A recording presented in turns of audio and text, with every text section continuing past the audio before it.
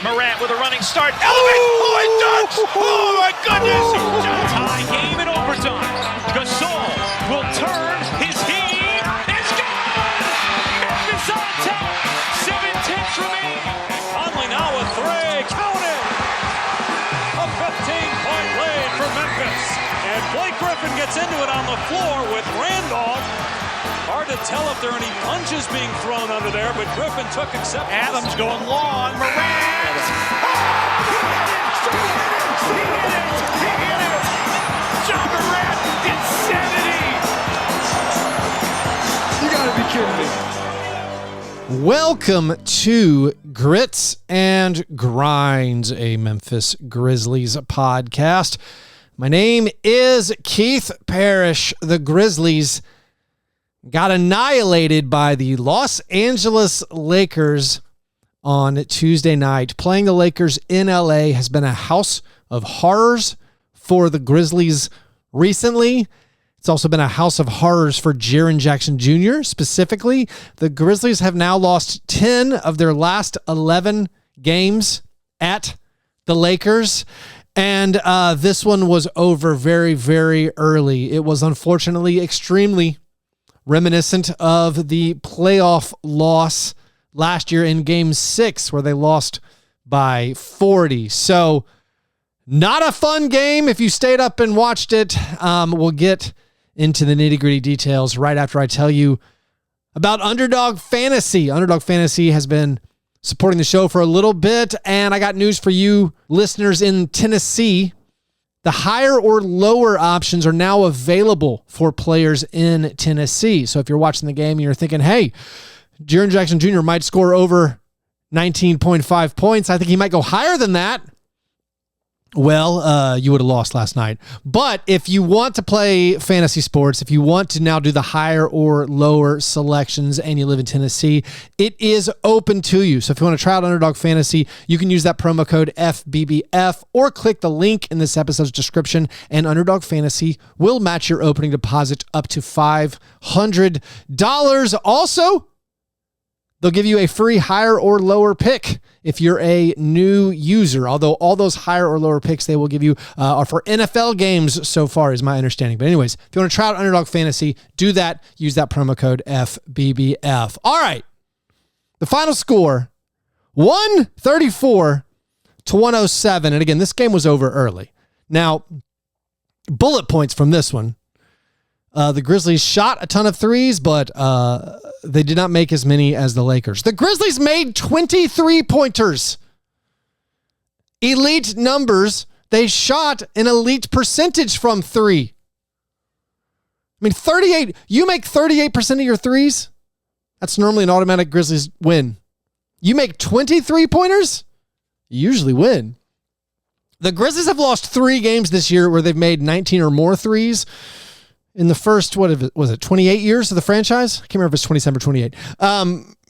The Grizzlies lost 3 games total. Before this season, the Grizzlies had lost 3 games total where they made 19 or more threes. They've already done it 3 times this year. Yeah, that has a lot to do with the way the NBA is going and how three-point shooting is more prevalent. But the problem for the Grizzlies was 2-pointers.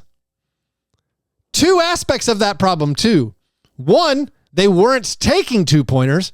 And then next, when they did, they didn't make any. The Grizzlies in this game, this is bizarre stats. The Grizzlies were 20 for 53 on 3-pointers. That's the second most 3-pointers attempted in a game in franchise history, behind the 54 they launched in the first loss to the Jazz. So if you're keeping up, the Grizzlies' 54 3-point attempts lost by 24. Grizzlies with 53 3-point attempts lost by 27. Maybe it's not correlation. Who cares? Fun numbers. No, but the Grizzlies 20 out of 53 on 3-pointers. 19 out of 53 on 2-pointers. The Grizzlies made more 3-pointers than 2-pointers. That's wild. The Grizzlies' 2-point percentage, 19 for 53. That is 35.8%. That's their lowest 2-point field goal percentage of any regular season game in the Taylor Jenkins era. It is not their lowest game if you include playoff games. You want to guess a game where they shot a lower 2-point percentage? Game 6 against the Lakers last year, where you lost by 40. The Grizzlies have lost their last 2 games against the Lakers by 67. The last 2 times they've played the Lakers, they've made a total of 36 out of their 111 2-pointers.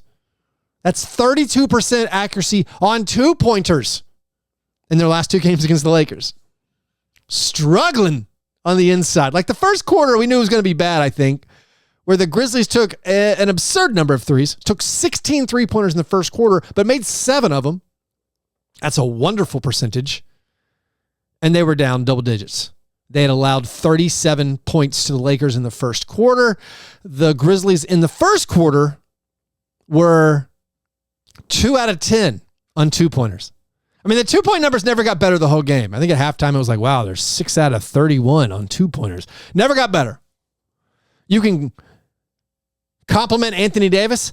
Anthony Davis destroys the Grizzlies. I mean, Anthony Davis is one of the best players in the NBA. And maybe he gets up for playing Jaren Jackson Jr. He demolishes Jaren Jackson Jr. Anthony Davis had 6 blocks. Anthony Davis was unstoppable in the playoff series last year. Jaren's shooting numbers, abysmal.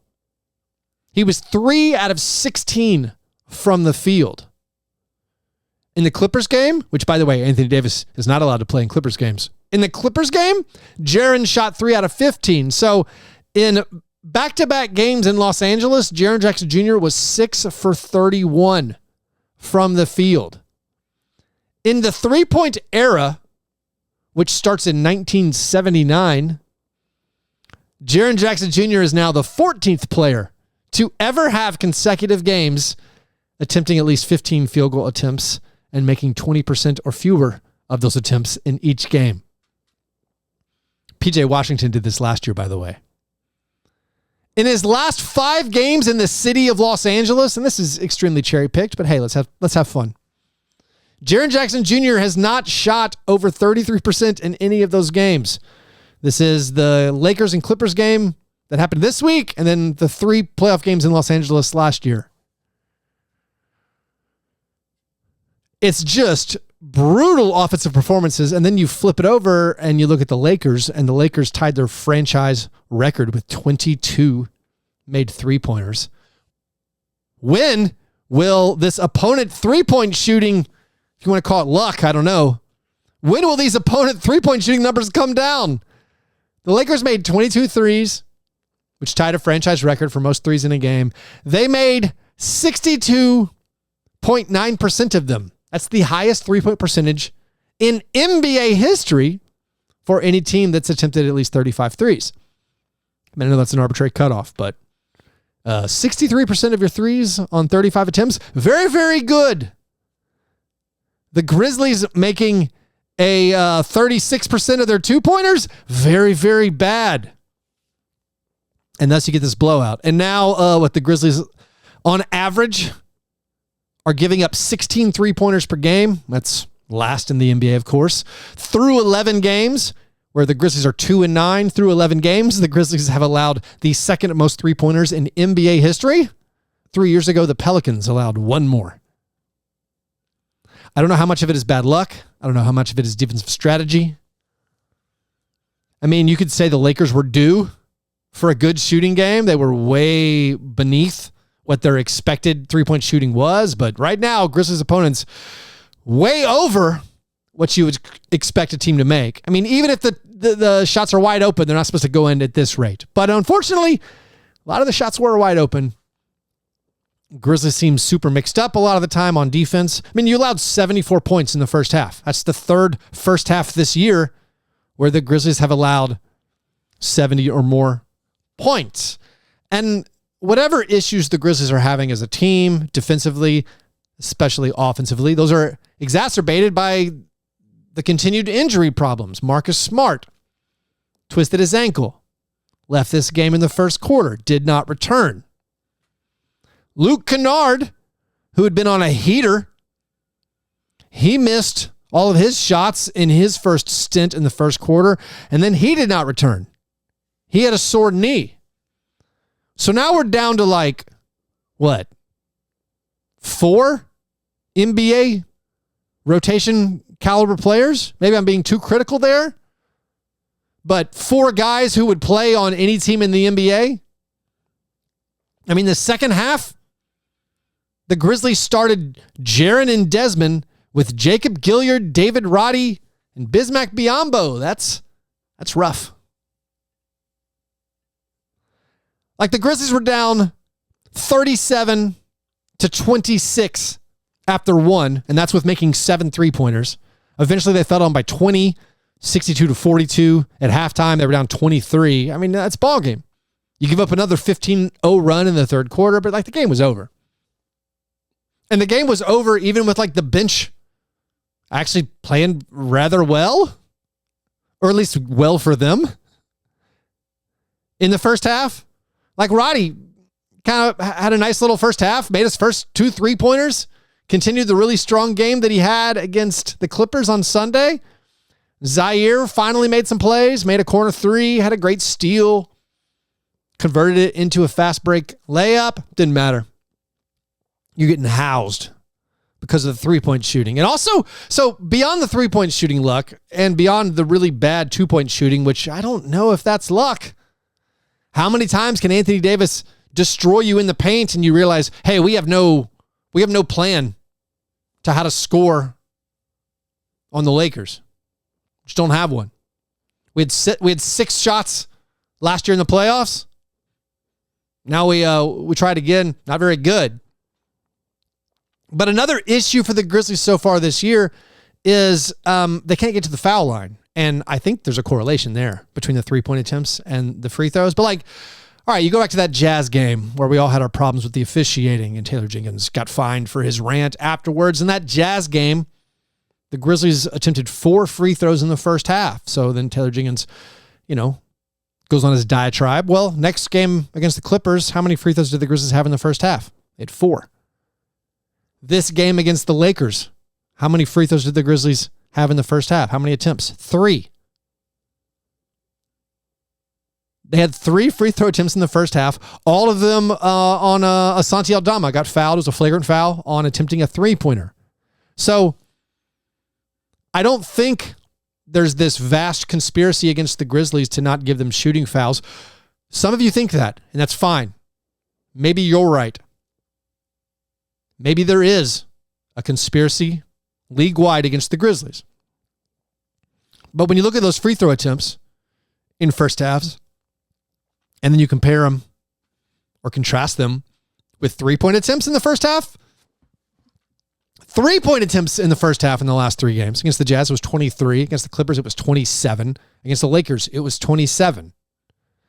If you don't shoot in the paint, not going to get free throws, usually. Grizzlies' opponents for the year have committed the 7th fewest fouls per game. Flip side of that is the Grizzlies are committing the 4th most fouls per game. If you want to say the refs are out to get us, okay, whatever helps you sleep at night. The Grizzlies are taking the 3rd fewest free throws per game. Now they're taking a ton of threes. 53 3-point attempts in this one, made 20. The math says take a lot of threes, but the math also says free throws are good. And if you have a 3-point heavy diet that prevents your opponent from getting in foul trouble, that prevents you from getting your opponent in the bonus, prevents you from going to the line, being able to grind out some easy points there, you're missing out. There's a trade-off. I have huge concerns with the Grizzlies offense. Of course, sprinkled into that is just the players aren't there. If Luke Kennard's not playing, if Marcus Smart's not available, and we're already down, our main guys, it's a tough ask. Even a Asante Aldama career-high scoring game doesn't really help you that much to make this game competitive. Santi had 16 points in the first half. That's tied for the most points in a half he'd ever had. He could have broken it, but he, after scoring 16 points in the first half, like fumbled a pass out of bounds, missed a layup or a floater or two. He did eventually get this career high scoring number of 24 points. Also had 5 rebounds, 4 assists, and 2 blocks. He also played a little bit of small forward for the first time this year. I think a lot of that, I mean, it was 2 things. It was 1, that Marcus Smart was hurt. It was 2, that he was making shots. And I think because of that, he stayed on a little bit longer. And we actually saw Santi Aldama play small forward alongside Jaren Jackson Jr. and Bismack Biyombo. Front court, I'm fine with it. Let's try more of it. Santi, one of the only guys I'm convinced can regularly score in an NBA game. Desperately need that on this team. So I'm fine with him playing more small forward. Also, we're still seeing very, very, very infrequent usages of Aldama and Jaren playing the power forward and center together. Those guys aren't paired up hardly at all. That's a question for me. I don't know why. But Santi had 24 points. Everybody else, I mean, what are you going to do? Desmond Bane has 15 points. He made half of his shots. This is something I've said before, and I'm going to repeat it. Desmond Bane's been amazing. His shots are so difficult, and he's actually making them, and the Grizzlies are still last in the NBA. I mean, Desmond Bane made a 3-pointer, I think it was in the first quarter, where like Cam Reddish and Anthony Davis were right in his face. The degree of difficulty on Desmond Bane's shots is off the charts, and he's making them, but no one else can really do anything. I mean, Bismack, he's going to have his scoreless games. He was scoreless. Bismack doesn't look as good when he's playing a team that has size. Yeah, he helped on the glass. 6 offensive rebounds. There were a lot of offensive rebounds available. When you miss 67 shots, you better pick up at least 13 of them, which the Grizzlies did. But like Bismack, all right, 0 points, 8 rebounds, 4 assists, 2 blocks. Marcus Smart was 1 for 3 before going out with that ankle injury. Jacob Gilyard, I mean, he's playing well, but what do you expect of the guy? He had 9 points. He made 3 threes. I mean, Gilyard, 11 for 23 on 3-pointers in the last 4 games. Those are great 3-point shooting numbers. That was one of the big questions for Jacob Gilyard. Can he actually shoot enough to make teams guard him? He's making his threes, and the Grizzlies are 1-3 in those 4 games. Zaire Williams, I mean, he made that early 3, and he had that early breakaway dunk, and then nightmare stuff. He was 3 for 15 from the field in the final 3 quarters. Finishes 4 for 16. 10 points, 1 rebound in 26 minutes. He remains last on the team in net rating by a ton. David Roddy missed his final 6 3-point attempts of the game. He finished 6 for 17. Scored 17 points. Of course, most of that was garbage time. This whole game was garbage time. Conchar got in the rotation. He was not going to be in the rotation, as far as I could tell. He was the 11th man in. But when Marcus Smart got injured, thus Conchar got put in. Xavier Tillman. All right, maybe in the we can build on this line of thinking. Xavier Tillman returned after missing a week of games, and he did make shots. He was 3 out of 3 from downtown, 6 out of 7 from the field, 15 points. All right, maybe we can build on this. Those 3 made threes, that's a career high for Xavier. But I don't have a ton of optimism for what this team does before Ja Morant comes back, and then once Ja Morant comes back, there's still questions. Like, multiple things can be true. It's true the Grizzlies are without too many of their good players. But it can also be true that the players who are available, 1, they aren't good enough, and 2, they're not playing well enough. There were multiple defensive errors in this game. The excuse could be players weren't used to playing together. That's why they kept leaving guys wide open in transition. I mean, transition off of makes. They weren't matching up. But all right, maybe they weren't used to these lineups. They never played these lineups together because, so many guys are down. But like, I erroneously thought this team was going to be elite at defense during the Ja Morant suspension. Absolutely not the case so far. And then you go to the fact that the Grizzlies don't have any idea how to attack this Lakers defense. And in all their games, including games against terrible defensive teams, the Grizzlies offense has been putrid. The Grizzlies offense is flat out putrid. The excuse is, all right, we don't have, pick the guy for which game. Without Santi Aldama, how can you expect us to play well? Without Luke Kennard, how can you expect us to play well? I mean, the players aren't good enough. That's another portion of it. The injury luck, it's not all luck. I hope Marcus Smart isn't out for long. I mean, hopefully he can play on Saturday. Who knows? But like the idea of Marcus Smart missing games, that's baked in to acquiring Marcus Smart. He gets banged up. Like Derrick Rose not being available, I mean, that's obviously something you knew going in to acquiring Derrick Rose. His availability on the court, highly questionable. We knew going into the year, Steven Adams, that's a giant injury question mark. And of course, there's no Brandon Clark, there's no Ja. And then you go to the talent where it's just like Zaire and Roddy and Conchar and LaRavia and Kenneth Lofton Jr. Those are 5 guys on guaranteed deals, and they are fringe NBA players. If they can't outplay Cam Reddish or Talen Horton-Tucker or Haywood Highsmith or Kyra Lewis Jr. or Mike Muscala, it's going to be a long season. If 5 of your 12 main roster guys who are available are fringe NBA players, I mean, it's basically half your roster. Throw in Derrick Rose, that's half your roster of guys who aren't going to give you an advantage against your opponent night in and night out.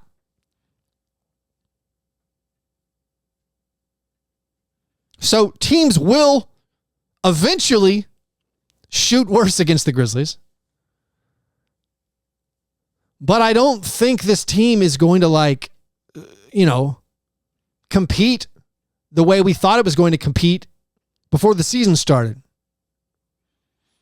I mean, I lowered my expectations once Steven Adams was out for the season with even when Ja Morant is back and we're fully healthy, I'm not sure this team is going to win a playoff series.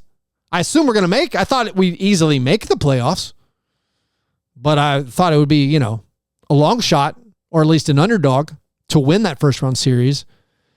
Now, seeing how whatever this new offense is, and again, it's 11 games in, perhaps there's just growing pains of trying to adapt to a new offensive coach. I mean, I think it's a little scary what the returns are through 11 games with the low free throw attempts, the high volume of three-point shots, the lack of paint scoring, the lack of three-point accuracy. I mean, I don't know anything about Patrick St. Andrews, who was hired to be our offensive guru, other than he was Taylor Jenkins's colleague, I'm assuming buddy, on the Budenholzer coaching staff with the Bucks and the Hawks. Like, what if that guy doesn't have it as far as installing an NBA offense that doesn't involve Giannis Antetokounmpo? I mean, the early season returns are obviously dire, and anytime you record after a loss where you get blown out in familiar fashion, you're not going to feel super happy. And things are tough for the Grizzlies. They flew home after the game, so it is a 3-game road trip, but they're actually coming back to Memphis, and then they will go back out to San Antonio to play the game on Saturday night. They are now 0-3 in the in-season tournament. Last place in West Group A. Their point differential is minus 34 in those 3 games. The only team with a worse point differential in the in-season tournament, it's the Spurs. So hopefully the Grizzlies can get right in this road game on Saturday night. Here's one silver lining about being 0-3 in the in-season tournament. The 2 games that have yet to be scheduled yet for the Grizzlies, now that the Grizzlies are out of any chance of advancing in the in-season tournament, those 2 games could be against bad teams. There we go. There's your daily dose of optimism. cherish it. Don't use it all in one place. Anyways, sorry for the downer. Hope you guys are having a great Wednesday, though. I appreciate you listening to these episodes. If you want to support the creation of these episodes, do that at patreon.com/fastbreakbreakfast. I am probably doing a bonus Grizzlies mailbag episode at the end of the week. So if you want an extra episode of Grits and Grinds, guess what? Go to patreon.com/fastbreakbreakfast and sign up over there. Also, you can try out Underdog Fantasy. Use that promo code FBBF. Subscribe to the YouTube channel if you have not done that already. Anyways, hope you guys, again, having a great day. I'll talk to you soon. Go Grizz!